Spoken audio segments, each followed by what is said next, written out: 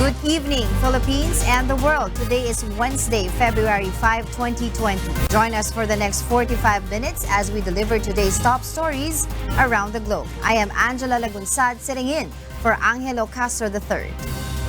We are also seen in 1,935 satellite monitoring centers nationwide and live via live streaming worldwide through UNTV News and Rescue Facebook account and UNTVweb.com. I am Harleen Delgado sitting in for William Theo. And here are the headlines. A Filipino seafarer has tested positive for the novel coronavirus, while more than 500 Filipinos are being quarantined on board a Japanese cruise ship. A Filipino domestic worker in Hong Kong is now under quarantine after getting exposed to her employer, who tested positive for the novel coronavirus. A 60-year-old Chinese woman has been confirmed as the third case of the 2019 nCoV in the Philippines. The Department of Information and Communications Technology denies misusing the agency's confidential and intelligence funds as flagged by state auditors. Maynilad re-implements 4 to 18 hours of water service interruptions. And a bitter feud between U.S. President Donald Trump and top Democrat Nancy Pelosi boiled over at his State of the Union address.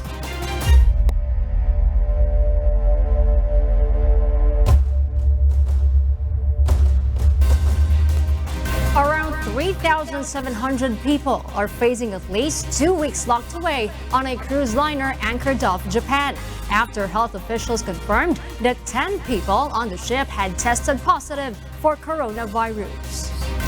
And among those who tested positive is a Filipino seafarer. Authorities say more cases were possible.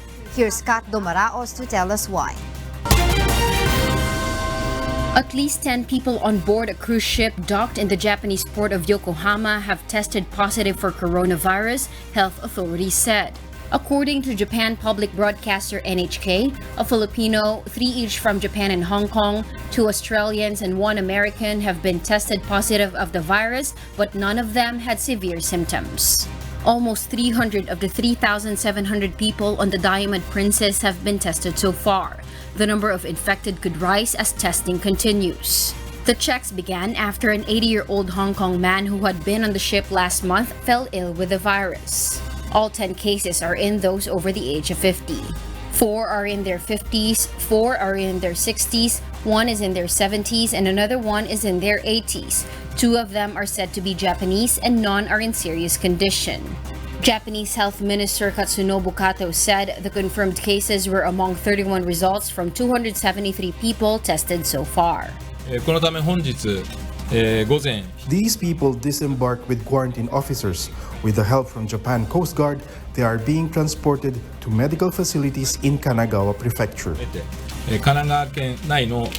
Passengers and crew on the ship will now be under quarantine for 14 days. The incubation period of the virus is believed to be around 2 weeks. There are now 20 confirmed coronavirus cases in Japan, excluding the cruise ship infections. Last week, more than 6,000 people on board a cruise ship in an Italian port were put on lockdown over fears that a Chinese passenger could be carrying the virus. The passenger later tested negative for coronavirus. Meanwhile, the first batch of coronavirus-infected patients arrived at Wushanshan Hospital on Tuesday, which was built in 8 days in Wuhan. The hospital, Wushanshan, is specifically designed to have 1,000 beds for patients with confirmed cases of the coronavirus infections to help ease a shortage of beds elsewhere in the city amid the outbreak. The epidemic has killed 490 people and infected more than 24,300 cases, with the majority in China. There are more than 11,000 cases in Hubei province. Kat Dumaraos, UNTV News and Rescue.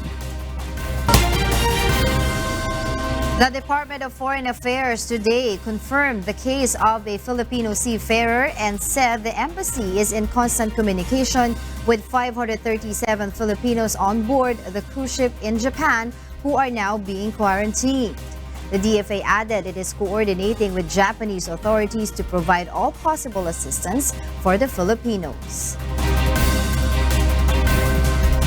After appeals to reconsider the 2019 nCoV travel ban to China, Macau, and Hong Kong due to employment of overseas Filipino workers, the Duterte administration will strictly monitor the reports on the deadly 2019 novel coronavirus acute respiratory disease. Rosa Licos will tell us why. According to the latest report of the World Health Organization, there are already more than 20,000 confirmed nCoV cases around the world as of today. 2 Filipino domestic helpers in Hong Kong have also been reported of undergoing quarantine after their exposure to their employers that tested positive for nCoV. According to Malacanang, the decision of President Rodrigo Duterte on the travel ban will depend on the latest happenings about the deadly virus. We will assess the situation day by day and see if the situation is worsening, if the situation is tapering off, if the situation is normalizing. So we will make the assessment day by day, but we understand obviously the needs for our kababayans who have employment in Hong Kong, in China. Meanwhile, the Department of Foreign Affairs advises all Filipinos in 2019 nCoV-affected countries to take precautionary measures for their safety. The DFA also appeals to Filipinos in need in China to immediately coordinate or visit the nearest Philippine embassy in their area. Filipinos in Hubei province who want to go home may coordinate with the Philippine Consulate General in Shanghai until today, February 5, to schedule their repatriation. Rosa Licos, UNTV News and Rescue, Malacanang. The Philippine Consul General Rally Tejada confirms to UNTV News there is a second overseas Filipino worker under quarantine in Hong Kong. This after the Filipino worker's exposure to her employer infected with the deadly 2019 nCoV. According to the diplomat, the domestic worker is healthy and asymptomatic. But due to strict protocols in Hong Kong, she must undergo a 14-day stay at a quarantine camp. No test will be done on her though. Her temperature is monitored daily. Consul General Tejada clarifies the Filipina is not a patient but a confinee. Police are working together with the health department in tracking the whereabouts of passengers who had come in contact with 2 Chinese citizens confirmed to be infected with the 2019 novel coronavirus who arrived in the Philippines. Lea Ilagan reports why.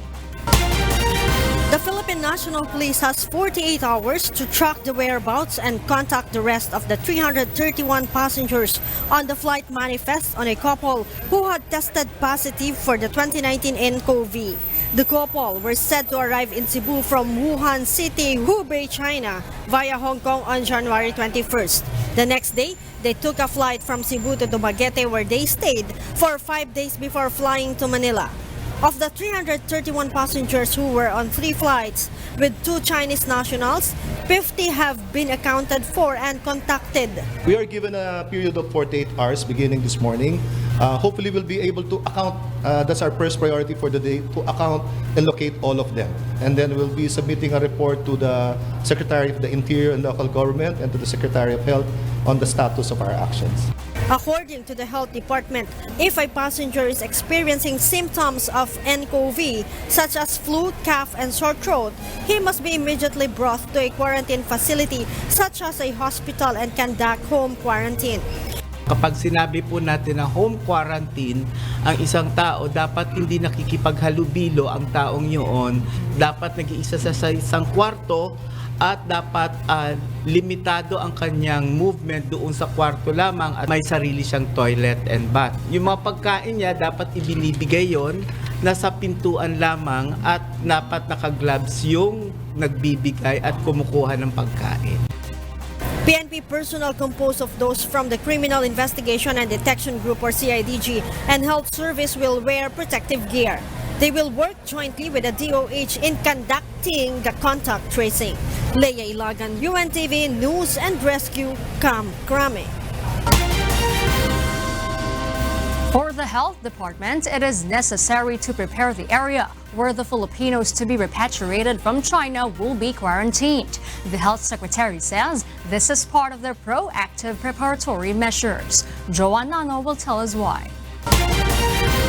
Days before the anticipated arrival of Filipinos to be repatriated from China, Health Secretary Francisco Duque III inspected the Mega Drug Treatment and Rehabilitation Center Phase 4 at Fort Magsaysay, Palayan, Nueva Ecija today.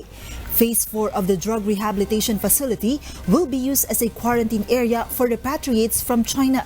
Secretary Duque inspected the rooms as well as the area where the satellite clinic will be established, paying attention to the toilets and the hand-washing areas.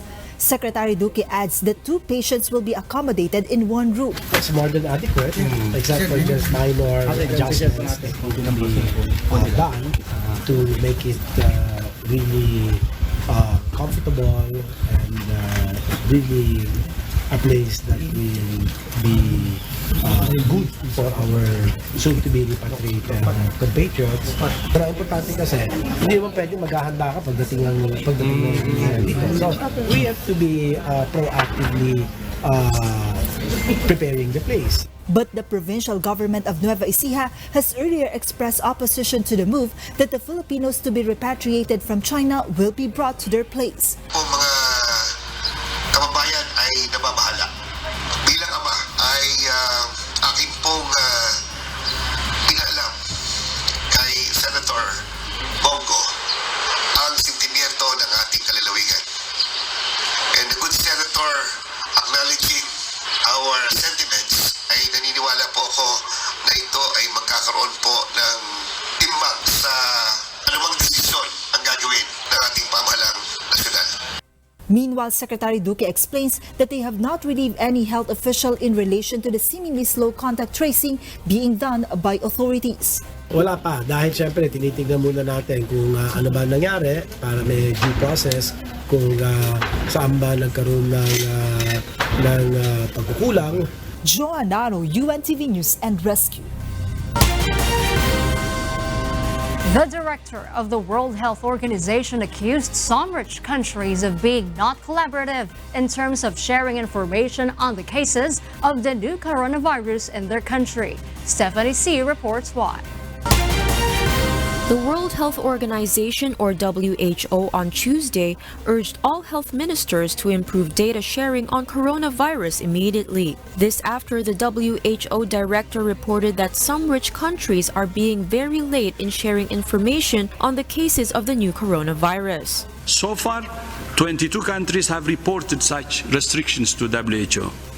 Where such measures have been implemented, we urge that they are short in duration, proportionate to the public health risks, and are reconsidered regularly as the situation evolves. The WHO chief added that such restrictions can have the effect of increasing fear and stigma with little public health benefit. Chen Shu, China's ambassador to the UN in Geneva, told the WHO executive board that some restrictions went against the UN agency's advice.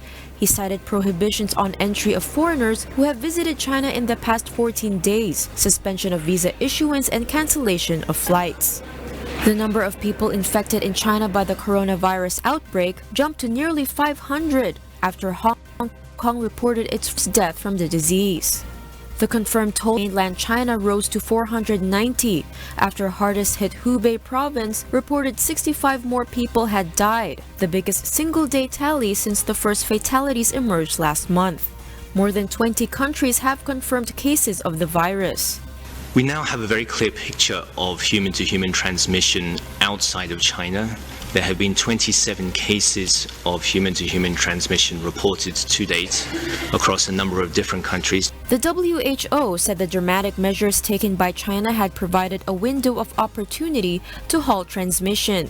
The novel coronavirus has continued to spread, with Singapore, Malaysia, and Thailand on Tuesday reporting new infections that were not imported from China. We can only defeat this outbreak with global solidarity, and that starts with collective participation in global surveillance. The overall public health cost of the outbreak response from February to April is estimated at $675 million, which does not include the social or economic consequences of the outbreak, they added.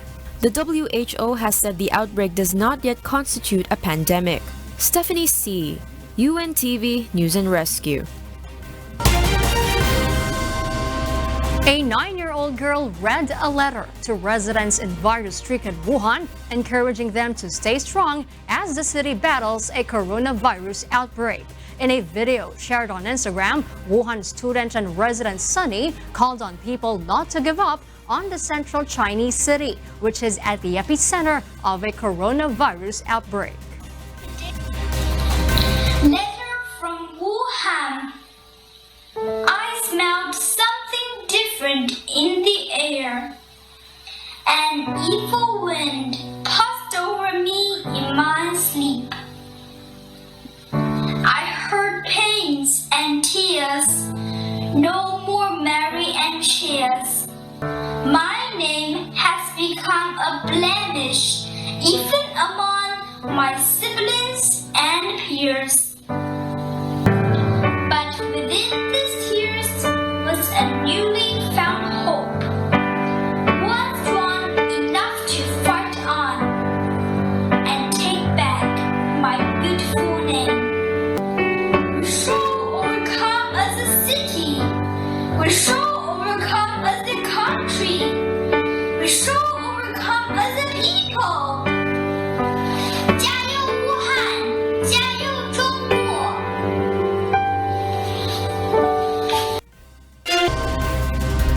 Welcome back to Y News. Water concessionaire Maynilad will once again implement an average of 4 to 18 hours of water service interruption. This, although many residents are worried about the threat of the 2019 nCoV, as frequent hand washing is a way to prevent virus infection. Joanne Nano tells us why. Around 80% of Maynilad's customers will be covered by the re-implementation of the water service interruption as the water level of Ipo Dam continues to drop. This, although Ipo Dam is not Maynilad's direct water source. The water concessionaire explains that water coming from Angat Dam has to pass through Ipo Dam before flowing to the company's water treatment facilities and reservoirs. Ipo Dam's water level has dropped to 100.20 meters as of 6 a.m. today, which is less than the 101 meters maintaining level. Pag ito ay bumababa, ang tendency mas matagal yung pagre-replenish natin, yung treatment niya. So, pag mabagal yung treatment plant, yung treatment process, syempre mas mabagal din ang pagdating ng pagpuno ng mga reservoir natin at bago natin i-deliver sa ating mga customers. Maynilad has been implementing regular water service interruptions since late last year. But because Ipo Dam had been reaching its maintaining level, customers could not feel the impact of a limited water supply. Several Maynilad customers are now worried about the shortage of water supply, as frequent hand washing and cleanliness of oneself and the surroundings are primary measures to prevent coronavirus infection. Barangay Payatas in Quezon City is among the areas covered by the water service interruption. O maghugas ng kamay, saan tayo huhugas ng kamay kapag walang tubig? Anong gagawin natin? Ganun pa rin. Hindi talaga pwedeng mawalan talaga ng tubig. Pero ang tutukan talaga ng gobyerno yung nawasa, yung Maynilad. Kasi kailangan natin ng tubig eh. Lalong-lalo na yung sakit na sinasabi nila, kailangan natin ng tubig. Kasi maya't maya, linis tayo, linis, para hindi magkaroon ng sakit dito na ganon. Mahirap pa ng tubig, mga bata, madumi. O, mahirap pa ng tubig, naku, talagang babaho ang tao. O, magkakasakit, di ba? Maynilad, for its part, assures its customer can still store water each day despite the service interruptions. Kasi everyday po ay sinisiguro natin na magkakaroon naman po sila araw-araw ng tubig. Kaya po, wag po silang mag-hoard at ipunin lamang yung kinakailangan nila for the whole day. The water concessionaire reiterates it cannot postpone the service interruptions amid threats of the 2019 nCoV because it needs to manage the limited water supply until the dry season. For a complete list of schedules and areas affected by the water service interruption, visit Maynilad's social media pages. Joanne Nano, UNTV News and Rescue, Quezon City. The Department of Health confirms the third case of 2019 nCoV or ARD in the country. Meanwhile, the number of patients under investigation in the country increases yet again. More than 60 of them are Filipinos. Aiko Miguel reports why. The Department of Health records another case of the 2019 novel coronavirus acute respiratory disease or 2019 nCoV ARD in the Philippines. The patient is a 60-year-old female Chinese who came from Wuhan City, Hubei, China. She took Cebu flight 5J241 from Wuhan to Cebu via Hong Kong and then traveled to Bohol province on January 20. On January 22, she was admitted in a private hospital in Bohol after experiencing fever and coryza or cold. According to the DOH, her companions on the flight were not seen with symptoms of nCoV. The DOH explains the results of the tests and samples taken from the female Chinese last January 24 came back negative for the 2019 nCoV ARD. The samples were examined by the Victorian Infectious Diseases Reference Laboratory in Australia and by the Research Institute for Tropical Medicine in Muntinlupa City. But the samples taken from her on January 23 were retested in RITM and turned out positive for the 2019 nCoV ARD. DOH emphasizes there was no delay in the testing and the release of the test results. According to DOH spokesman Undersecretary Eric Domingo, the female Chinese recovered and traveled back to China last January 31. The DOH Epidemiology Bureau has already started contact tracing on the flight crew, fellow passengers, health workers, people in the hotel where the Chinese woman stayed, and all those who had interaction with her. As of 12 p.m. today, the health department has recorded 133 patients under investigation in the Philippines. 115 are currently admitted and isolated. 16 have been discharged but under strict monitoring. Among the PUIs, 63 are Filipinos, 54 are Chinese, and 16 from other nationalities. 32 of the total 133 reported to have traveled from Wuhan, China to the Philippines. Yung iba kasi, yung mga Filipinos natin ngayon, most of them were travelers from Hong Kong before the ban, and of course the close contacts from the contact tracing. The DOH explains although there are Filipino PUIs, there is no local transmission in the Philippines. With the current situation, the health department cannot yet recommend a travel ban for countries with local transmission like Thailand, Vietnam, and Singapore. At this time, there's no move to... Ang pinakamalaki lang kasi talaga yun, remember, more than 98% of these cases are still in China. So even in the countries where there's human-to-human transmission, so far it's still contained. Wala pa naman country na lumagpas, for example, ng 10 cases. No? So it might be premature. The DOH urges the passengers of Cebu Pacific Flight DG6519 from Cebu to Dumaguete on January 21, 2020 and PAL Flight PR2542 from Dumaguete to Manila on January 25, 2020 to cooperate with DOH representatives who will be getting in touch with them for assessment. The DOH is working with other concerned agencies to expedite the contact tracing process. Aiko Miguel, UNTV News and Rescue, Manila. Malacanang believes this is not the time to call for Health Secretary Francisco Duque's resignation. Meanwhile, the health chief will welcome the first batch of repatriates from China on Saturday as they arrive in the designated quarantine area in Nueva Ecija province. Rosalie Cos details why. Malacanang Defense Health Secretary Francisco Duque III against allegations of failure of leadership he faced during yesterday's Senate hearing. For some senators, the health chief's so-called failure of leadership has led to incomplete contact tracing of the passenger manifest of the flight taken by the Chinese couple who were confirmed 2019 nCoV ARD cases. According to Cabinet Secretary Carlo Nograles, the Department of Health aims to complete the contact tracing within 2 days. Secretary Nograles adds that President Rodrigo Duterte still trusts the Health Secretary. Secretary Duque, he's hands-on with everything. He's done his job so far. The President still has his trust and confidence by Secretary Duque. Meanwhile, the Filipinos to be repatriated from Hubei province, China, the epicenter of the outbreak where thousands of cases have been recorded, will arrive in Clark Airport on Saturday, February 8. From there, they will be transported to Fort Magsaysay, Palayan City, Nueva Ecija, where they will undergo 14-day quarantine. Around 40 OFWs will compose the first batch of repatriates. Naka-protective gear siya, and then he will just supervise and manage the transportation, ensure that maganda yung pag-receive sa mga kababayan natin mga Pilipino. The palace allays the fears of Nueva Ecija residents and ensures that the best safety measures will be implemented in Fort Magsaysay. Secretary Nograles reveals President Duterte is also interested in personally receiving the repatriates. President wants to be there, would like to be there on Saturday, would like to be there, but tingnan muna natin sa PMS and sa PSG. Rosa Licoz, UNTV News and Rescue, Malacanang. Malacanang has nothing to do with the Department of Justice order to probe the alleged spread of fake news about the 2019 novel coronavirus. Dante Amento tells us why. Based on an order issued by the Department of Justice, it has directed the National Bureau of Investigation to conduct a probe on the alleged spread of misinformation and fake news about the 2019 novel coronavirus. The NBI's move shall include possible filing of appropriate charges against the perpetrators. But Justice Secretary Minardo Guevara clarifies Malacanang has nothing to do with the investigation. The official says he has even personally observed how social media is being used to sow panic and confusion regarding the public health issue.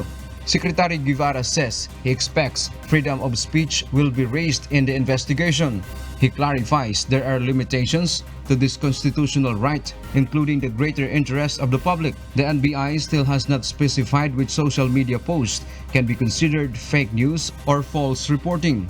Guevara further says that both the DOJ and the NBI have their own cybercrime experts to focus on the issue. They will also examine if there is malicious scheme or pattern used by perpetrators. Dante Amento, UNTV News and Rescue.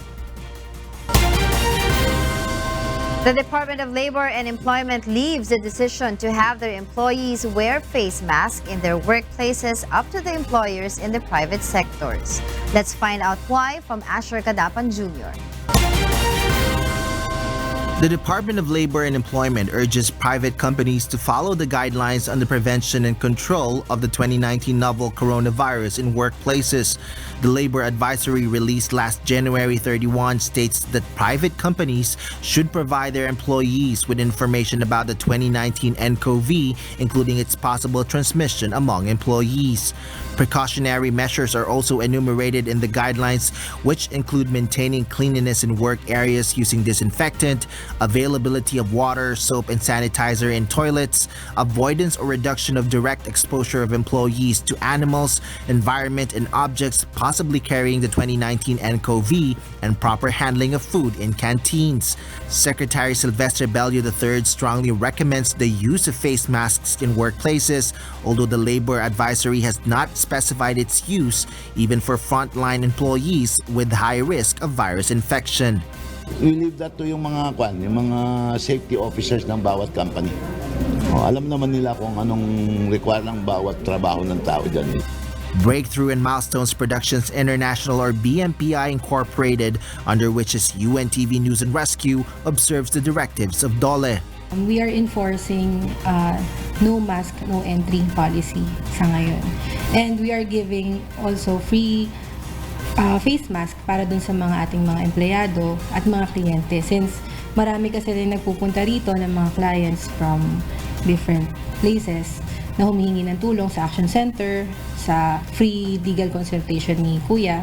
Drivers of Grab Philippines met with Department of Health personnel today to educate themselves about the novel coronavirus and learn the proper use of face masks. Asher Cadapan Jr., UNTV News and Rescue, Caloocan City. A legislator adds 20 million pesos on top of the 2 billion peso supplemental budget of the Department of Health for handling the 2019 novel coronavirus acute respiratory disease. Vincent Arboleda will tell us why. The Philippine government intensifies its efforts in containing the spread of the 2019 novel coronavirus acute respiratory disease in the country. With little knowledge on the new strain of coronavirus, further study on the pattern and cause of the 2019 nCoV ARD is needed, experts say. Such is the job of epidemiologists. Epidemiologists collect data on the behavior of a disease, its cause, as well as its effect on human population. They also oversee public health programs, analyze statistics, monitor communities, and educate healthcare workers and the public. Together with other healthcare workers, they put themselves in the line to care for the needs of the sick as well as solve issues involving the novel coronavirus.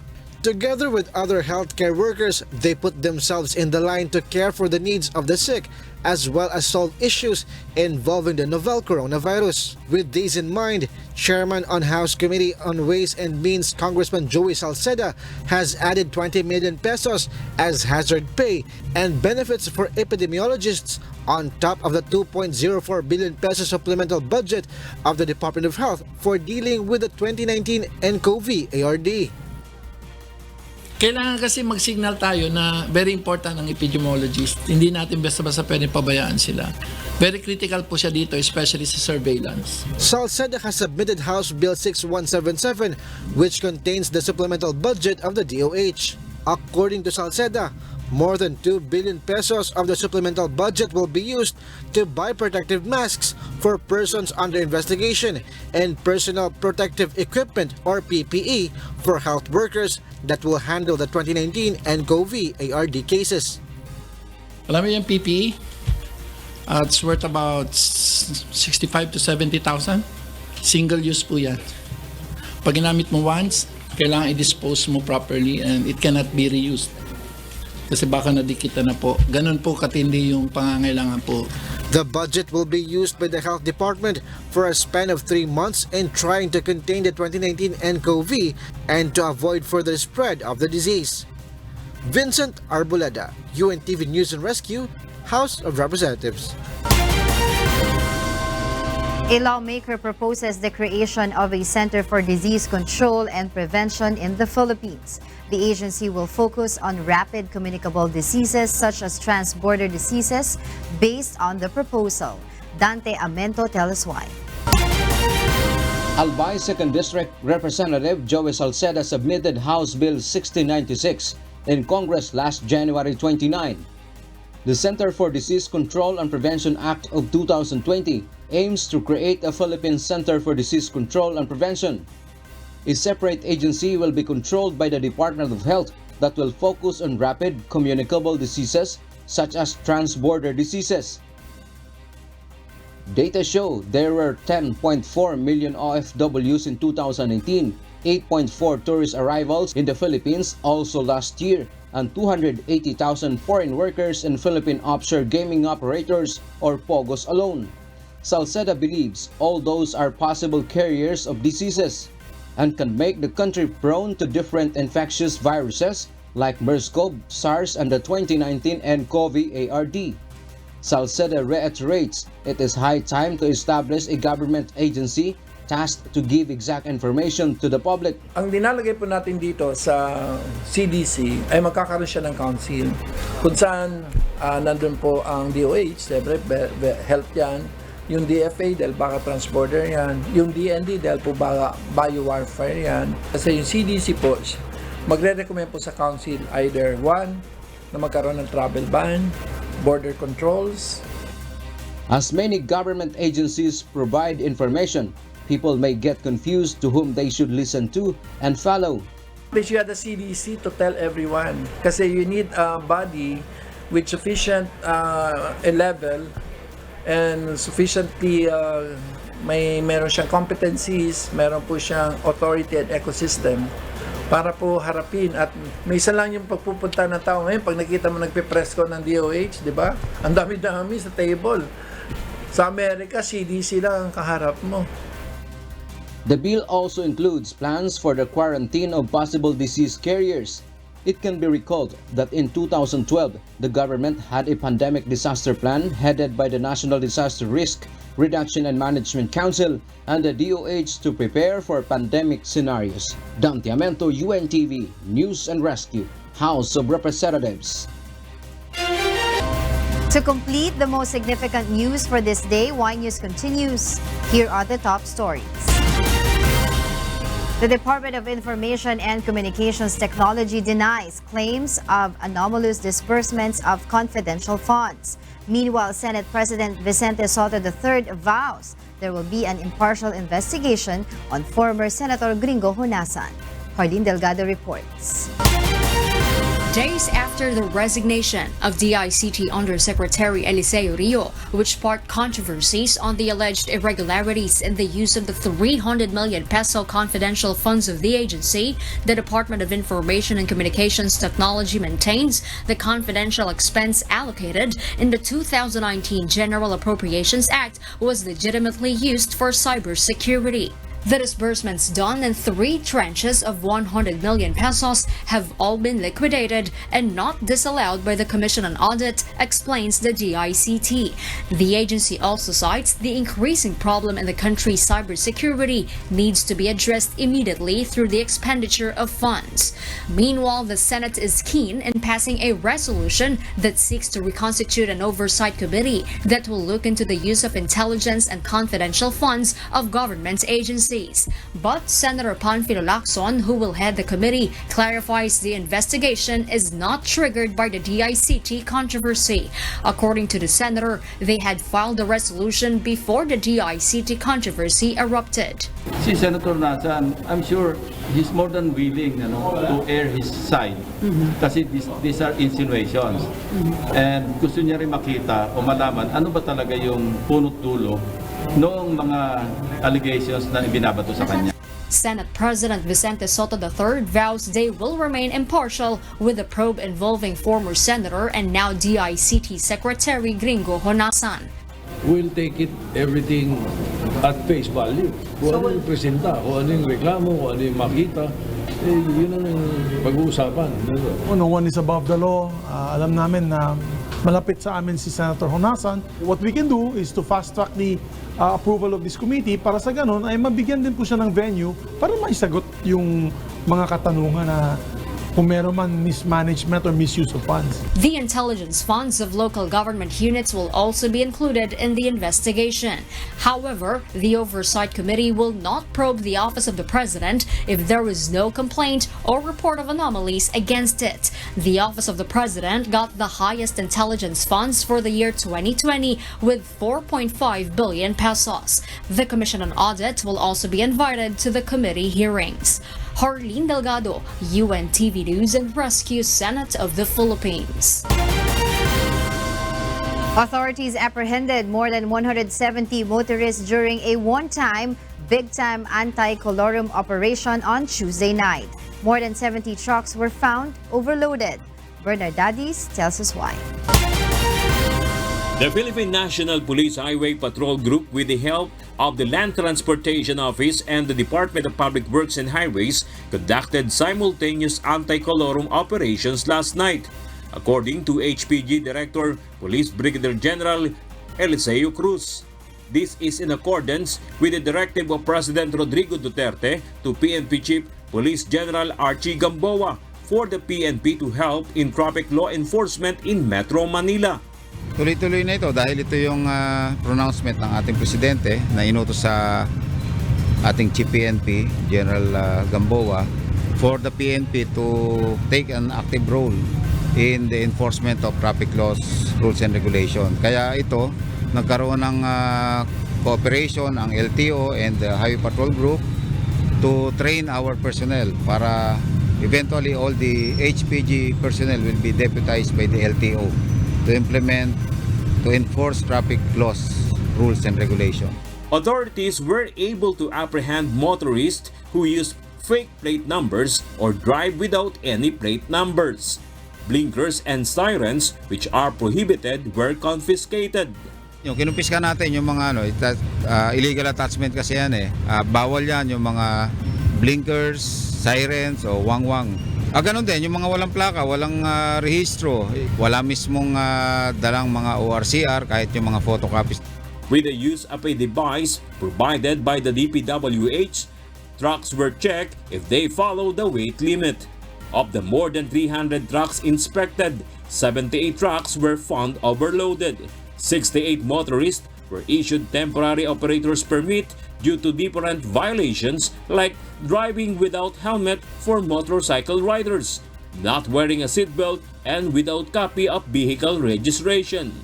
30 LED lights and commemorative plates were also seized. Bernard Dadis, UNTV News and Rescue, Caloocan City.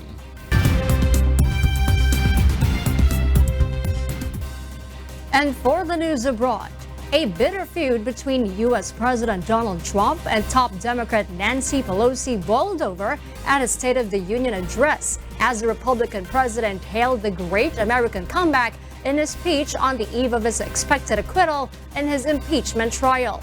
Beverly Saison details why. U.S. President Donald Trump, emerging from the shadow of impeachment, faced Democratic lawmakers who seek to toss him from office on Tuesday at a State of the Union speech he used to belittle his opponents and tout the U.S. economy. Trump presented himself as a big improvement over Democratic President Barack Obama, whom he succeeded 3 years ago. In just 3 short years, we have shattered the mentality of American decline, and we have rejected the downsizing of Americans' destiny. Democrats sat silently, and some could be seen shaking their heads as Trump declared, "The state of our union is stronger than ever before." A bitter feud between Trump and top Democrat Nancy Pelosi boiled over at his State of the Union speech. The Republican president spurned the outstretched hand of Pelosi, the Democrats' leading elected official in Washington, upon meeting her for the first time since she stormed out of a White House meeting 4 months ago. Members of Congress, the President of the United States. She avoided citing the customary high privilege and distinct honor that usually accompanies the Speaker's introduction of the President to Congress. At the end of his 80-minute speech to a joint session of Congress, Pelosi stood and ripped apart her copy of the remarks he had handed her as millions watched on television. Trump avoided the subject of his impeachment in the early portion of his speech, but the scars from the battle were evident, with fellow Republicans giving him standing ovations, while rival Democrats, for the most part, remained seated. The Republican-led Senate was expected to acquit him on Wednesday of charges he abused his powers and obstructed Congress. Beverly Saison, UNTV News and Rescue, USA. Pete Buttigieg and Bernie Sanders are leading in Iowa's caucuses, according to partial results from the chaotic first vote in the race to pick a Democratic White House candidate. Iowa's Democratic Party said data from 71% of precincts showed Buttigieg on 26.8%, with Sanders on 25.2%. Elizabeth Warren was third on 18.4%, and Joe Biden fourth on 15.4%. The eventual nominee will challenge President Donald Trump, a Republican, in November's White House election. New Zealand's South Island has been deluged by 1.1 meters of rain in the past 3 days alone, stranding hikers, causing landslides, and washing away roads. The region usually receives about 10 meters of rain a year. Elsie Marcus has this report.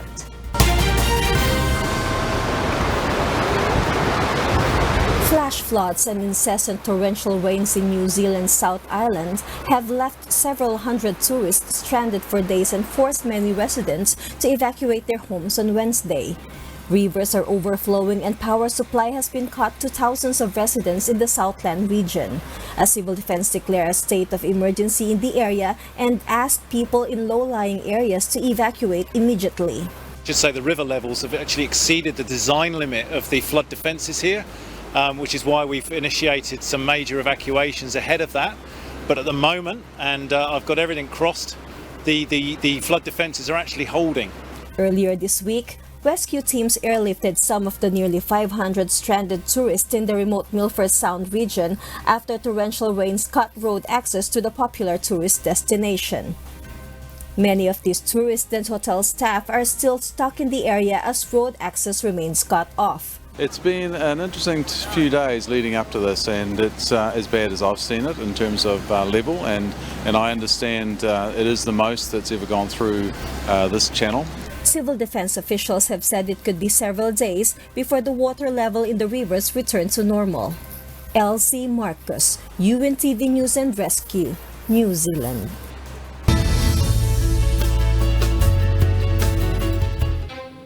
New contenders will be making a run for Best in Show when the 144th Westminster Kennel Club Dog Show kicks off this weekend.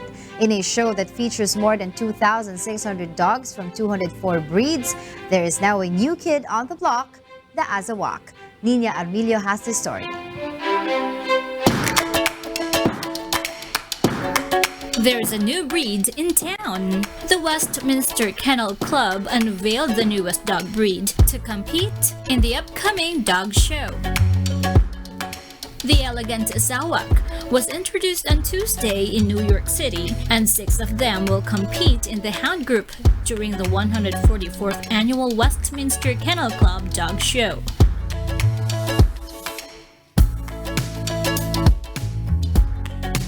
It's a tall, slender sighthound. They're beautiful, a little reserve and temperament. The Azawak is originally from the West African nations of Burkina Faso, Mali, and Niger, and was bred to hunt. But they're also very calm and like to lay on your sofa. This year, 2,500 dogs from 205 breeds will compete in 7 groups: hound, toy, non-sporting, herding, sporting, working, and terrier. The 7 group winners will compete for the prized Best in Show on February 11.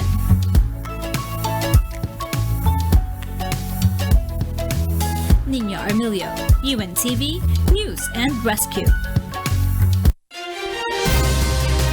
And those are the reasons behind the news. And before we close, we will recap for today's significant soundbites. I am Harleen Delgado. And I am Angela Lagunsad. Because we need to know, we will always ask why. Good evening.